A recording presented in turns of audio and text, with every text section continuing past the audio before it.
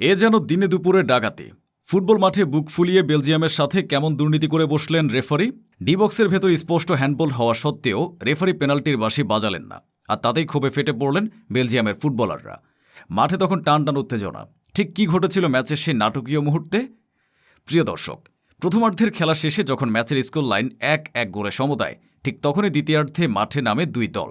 Match তখন যে কোনো দিকে মোড় নিতে পারত। ঠিক এমন মুহূর্তে খেলার 60 মিনিটে দুর্দান্ত এক আক্রমণ করে বসে বেলজিয়াম। বেলজিয়ামের ফুটবলারদের সেই চোখ ধাঁধানো পাসিং ফুটবল সত্যি দেখার মতো ছিল। বল পায়ে ডিবক্সের ভেতরে ঢুকে পড়েন বেলজিয়ামের এক ফুটবলার।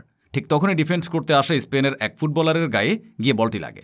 রিপ্লেতে স্পষ্ট দেখা যায় বলটি স্প্যানিশ ডিফেন্ডারের হাতে লেগেছে। সাথে সাথে পেনাল্টির জোরালো আবেদন করে বসেন বেলজিয়ামের ফুটবলাররা।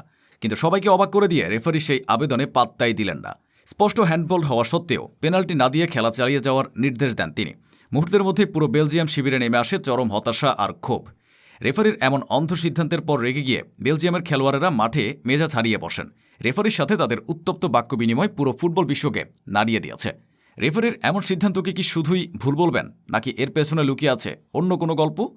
প্রিয় দর্শক, রেফারির এই বিতর্কিত সিদ্ধান্ত এবং এমন চরম অবিচারকে আপনি কিভাবে দেখছেন? কমেন্ট করে আপনার মতামত জানিয়ে দিতে পারেন। ধন্যবাদ।